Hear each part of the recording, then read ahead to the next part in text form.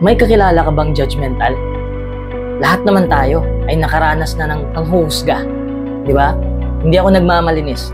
Minsan hinuhusgahan natin ang iba nang hindi man lang tayo nag-iisip. Pero paano naman yung mga tao na judgmental sa lahat ng oras? Sa lahat ng anggulo?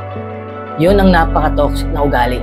Nakaka-bad trip silang kasama kasi lahat na lang ng bagay ay pinupuna nila. Hindi lang naman mga Pinoy may ganitong ugali. Lahat ng lahi ay judgmental. Ngayon ay may 12 senyalis akong sasabihin sa'yo at dito mo malalaman kung judgmental ba ang isang tao o ikaw ba ang judgmental.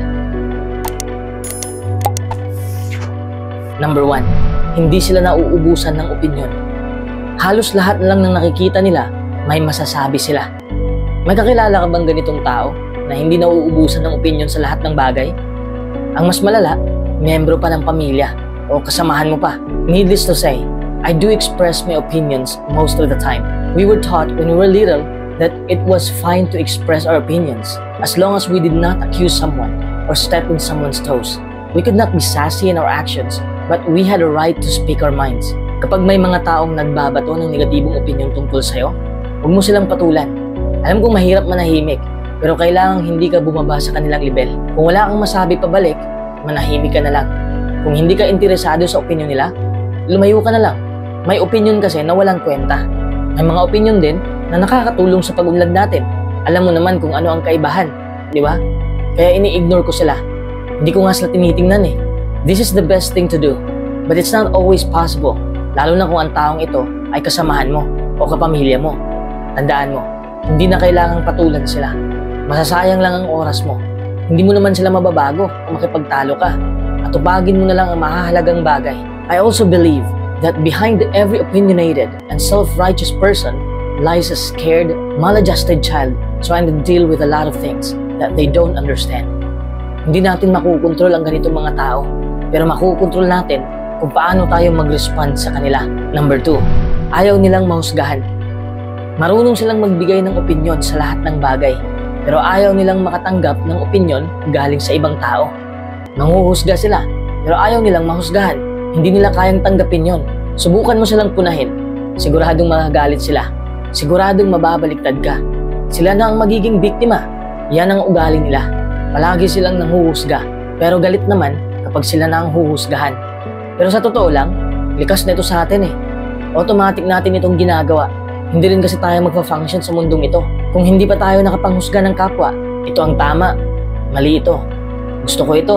Hindi ko gusto yan. Kaya, kung ang panghuhusga ay isang likas na bahagi ng ating buhay, bakit napakasensitibo natin kapag tayo ang hinuhusgahan? Bakit hindi lang natin tanggapin? Katulad ng libro, hinuhusgahan natin na boring ang libro nung nakita natin ang cover niya. Hindi pa nga natin binasa, hinusgahan na natin. Paano kung ang malapit mong kaibigan ang nanguhusga sa'yo? Siyempre masasaktan ka. Bakit? Kasi iniisip mo na totoo ang sinasabi ng kaibigan mo. Wala ka kasing tiwala sa sarili mo. This judgment reveals the negative self-image we carry of ourselves. Kung ayaw mong husgahan ka, kung hindi mo kayang tanggapin ang masakit na panghuhusga nila, huwag kang manghusga. Number 3, naniniwala sila kaagad. Ang taong mapanghusga, sobrang liit ng utak niyan. Hindi pa nila alam ang buong kwento, may nabubuo na silang opinyon. Lahat na lang ng nakikita, naririnig at nababasa nila ay paniniwalaan nila. Kung mapanghusga kang tao, tandaan mo ito, huwag kang padalos-dalos. There are always 3 sides of the story. Yours, theirs, and the truth. That's why don't believe everything you see, hear, and read. Seryosong issue na ngayon ang chismis. Seryosong issue na rin ang kasinungalingan. Kung may naririnig kang chismis dyan sa tabi-tabi, huwag kang maniwala kaagad. Check it out for yourself. Kahit totoo pa yung nasagap mong na balita, huwag mong ipagkalat. Kung madali kang maniwala sa mga issue na naririnig at nakikita mo, ibig sabihin na may kulang sa pag-iisip mo. Marami na ang sinungaling ngayon, kaya huwag kang maniwala kaagad. Ikaw ang dapat ang maghanap ng katotohanan.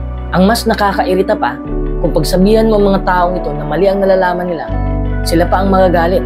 Kasi paniwalang-paniwala sila na yun daw ang katotohanan at panghahawakan nila yon. Number 4, makasarili sila. Wala silang pakialam sa opinion mo at sa emosyon mo. Sila na lang ang palaging tama.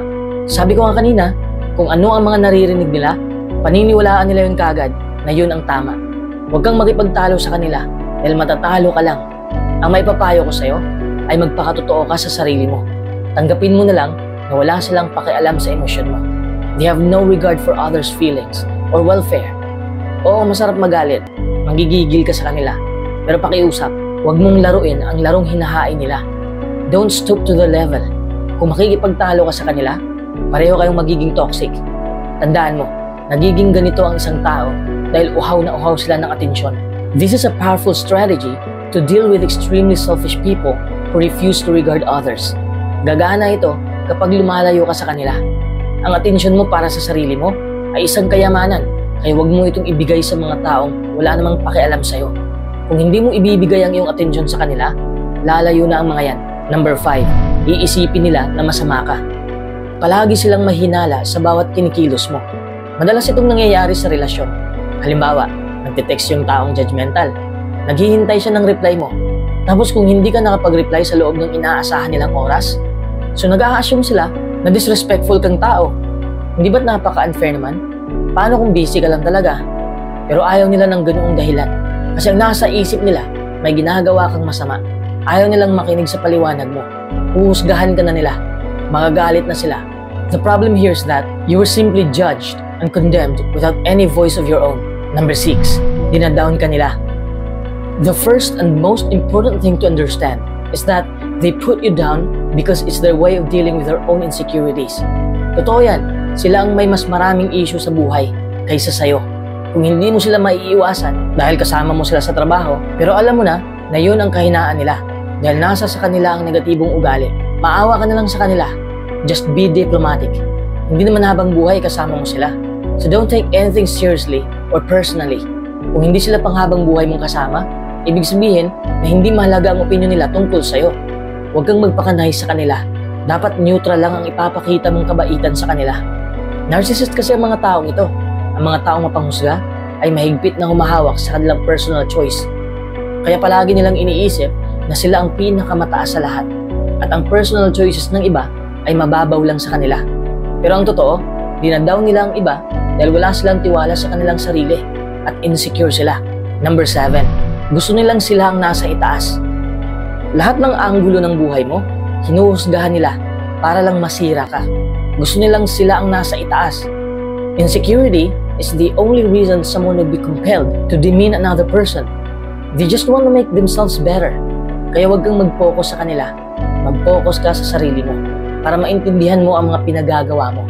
Hindi ka madaling madaw ng iba kung wala kang pakialam sa kanilang ginagawa.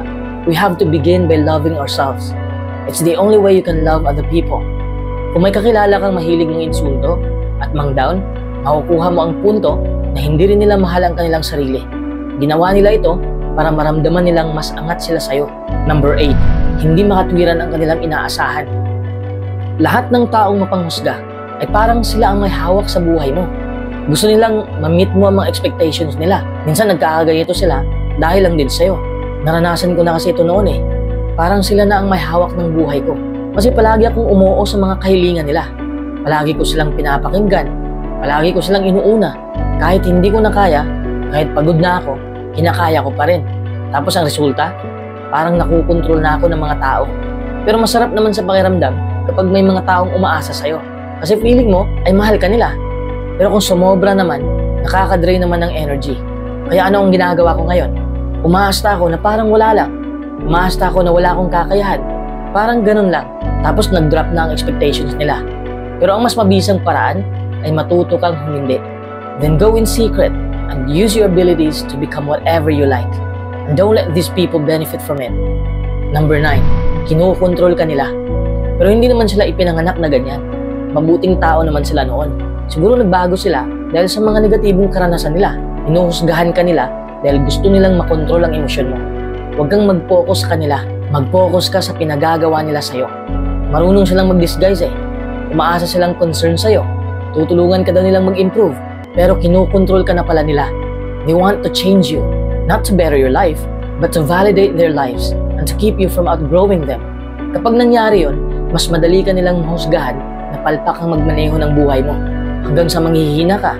Kung naloko ka man ng isang beses, ayos lang. Kung magpapaloko ka pa ulit, ang tanga mo na niyan. Stop letting them walk all over you. Stop being a punching bag. No one feels bad for you and you're only embarrassing yourself.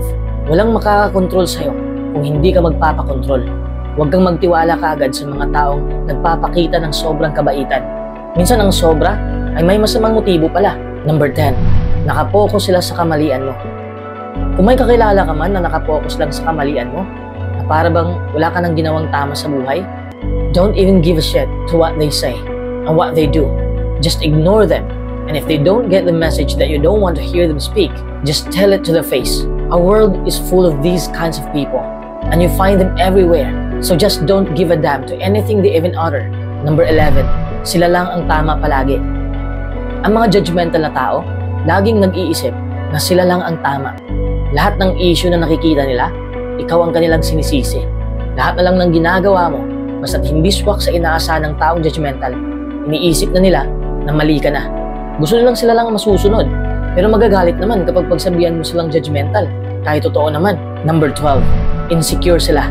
Sa sobrang insecure nila, pilit ka nilang kontrolin.